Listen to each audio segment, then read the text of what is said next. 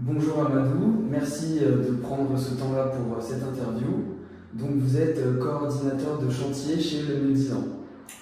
Bonjour Romain, exactement, je suis chez Le Médisant et je fais du suivi de travaux, coordination des chantiers.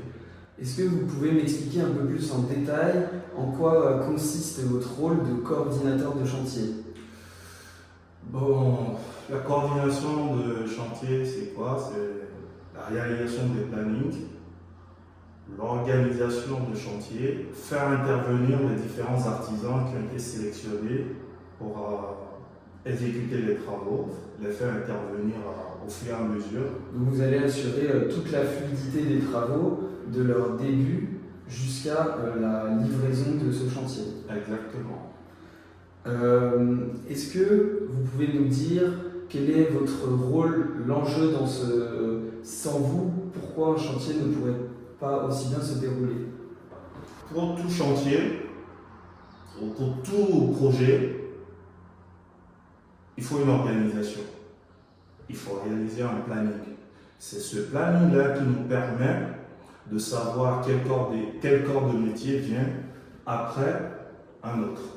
C'est ce planning qui nous permet d'anticiper sur la commande des matériaux, déterminer des délais avec les fournisseurs et puis anticiper sur la livraison des matériaux pour ne pas avoir des retards sur le chantier. Et comment vous avez sélectionné un corps de métier avant l'autre ou un artisan avant l'autre pour le déroulement de ce chantier? La sélection des artisans se fait en général par le directeur de l'entreprise. C'est lui qui sélectionne les différents artisans en fonction de la qualité de leur travail, de l'exécution, de leur sérieux. Comment vous allez savoir lors de l'organisation du chantier que par exemple c'est le plaquiste qui doit être avant le maçon ou le plombier, etc. Comment vous allez choisir ça? En général, dans le bâtiment, le déroulement des interventions des différents corps de métier, on le sait déjà. On sait que pour une construction de maison, il faut d'abord, pour les différents artisans qui vont intervenir, il faut le terrassement d'abord, le terrassier qui doit intervenir, après le maçon, il y a la menuiserie, après il y a les lots techniques qui sont à l'intérieur comme l'électricien, le plombier, le plaquiste qui vont intervenir en même temps. Et vous, dans la chaîne de production des services du Médisant, où est-ce que vous allez vous situer? On a un service marketing, on a les chargés d'affaires et puis on a ceux qui font la coordination de travaux. Dès que les chargés d'affaires définissent le travail, c'est-à-dire la signature de tous les devis, moi, je récupère le dossier, je fais un point avec les chargés d'affaires, après qu'ils aient fini leur boulot exactement. Ils me donnent les détails du projet, et puis moi je fais un planning, et puis je contacte chaque artisan, je valide un planning avec eux qui permet d'avancer sur le projet. On met une date, on choisit une date en fonction de la disponibilité des artisans et puis aussi du client aussi. Tout ceci est validé en accord avec le client pour pouvoir avancer. Et quel outil de planification vous me parlez que vous allez utiliser pour organiser ces chantiers? Chez Le Médisant, nous utilisons notamment le logiciel Fréquent. Très bien. Ça permet, c'est comme un planning Gantt, qui permet d'enchaîner les différents corps d'état au fur et à mesure. Et puis aussi, ça permet aussi de savoir quelles tâches, quels postes ont déjà été réalisés, qu'on peut supprimer pour savoir ce qui reste. Ça a des indicateurs qui permettent de savoir, de suivre l'évolution du chantier au fur et à mesure que les tâches élémentaires ou les postes importants sont déjà réalisés. Très bien. Et vous allez vous rendre régulièrement sur les chantiers pour voir le bon déroulement des travaux? Évidemment, pour chaque poste que moi j'ai sur le logiciel Fréquent, je dois valider à chaque fois que le poste a été réalisé, je dois me rendre sur le chantier pour vérifier si ça a été fait correctement et valider cela par le client et l'artisan pour savoir si ça a été fait dans les règles de l'art. Très bien. Et lors de cette organisation, comment vous réfléchissez pour bien respecter les délais que les clients vous ont imposés, pour aussi prévenir des éventuels imprévus? Comment ça se fait tout ça? En général, quand je fais mon planning, j'essaie d'anticiper sur les aléas qui pourraient subvenir au cours de l'exécution des travaux parce que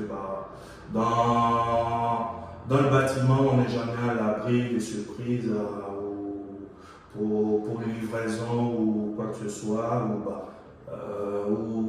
Si c'est de la rénovation par exemple, il y a toujours des surprises dont on n'a pas du tout pensé, dont on n'y a pas anticipé, on n'a pas réfléchi. Donc dans la réalisation de mon planning, j'essaie de prendre des délais un peu plus larges pour pouvoir absorber ces retards, si bien que le délai que nous avons défini au départ avec le client ne soit pas dépassé. Très bien. Donc c'est ça va être une gestion de la livraison des matériaux sur les chantiers, du carrelage, de la plomberie. Exactement, parce que dès que je récupère le dossier, j'essaie de voir ce que je peux commander de mon côté. Je passe commande de la quantité dont nous avons besoin et aussi j'essaie de demander au fournisseur en même temps le délai de livraison pour savoir si ça cadre avec ce que j'ai mis dans le planning. Et si jamais il y a un imprévu que vous n'aviez pas pensé et que vous devez gérer ça avec le client parce qu'il est mécontent, ça va être quoi votre approche pour gérer un problème avec un client en litige? À ce moment-là, je me rapproche du client pour lui expliquer que nous on avait prévu une période de temps pour être livré sur ce matériel, mais pour X raisons, pour telle raison que le fournisseur m'aura donné, j'essaie d'expliquer au client que ça peut faire retarder l'avancement des travaux.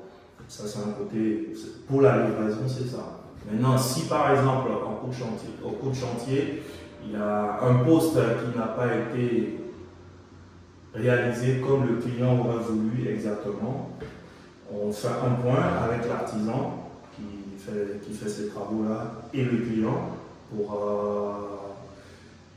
savoir quelle est la possibilité, si on doit le reprendre à moindre coût pour le client et pour l'artisan aussi, ou si on essaie de trouver une solution qui soit satisfaisante des deux côtés. C'est un métier, oui, il faut être d'abord très organisé, être à l'aise avec la communication, aussi bien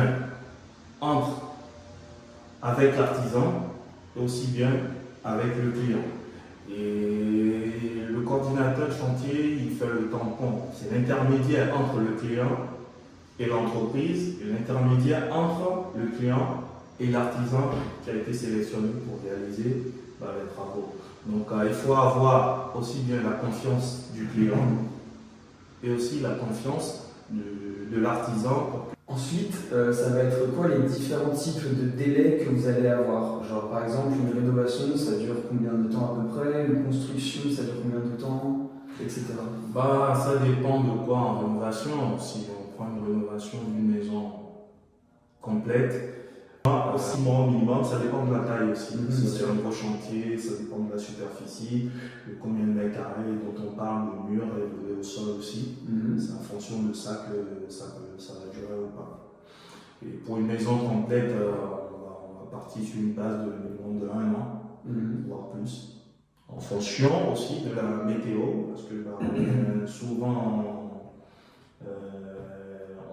les chantiers évoluent beaucoup plus en fonction de la météo, parce que quand il pleut, si on est encore dans les lots gros œuvres, le maçon ne pourra pas trop avancer, mais le charpentier s'il pleut, et puis ou bien quand il fait trop froid, le façadier qui doit faire le crépi, il ne peut pas trop intervenir par les températures basses.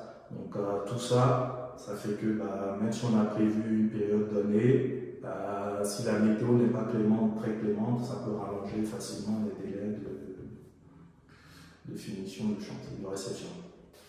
Et en ce qui concerne l'environnement, les préoccupations environnementales, comment vous allez gérer cela? Bon, le mieux disant, on propose plusieurs types de produits.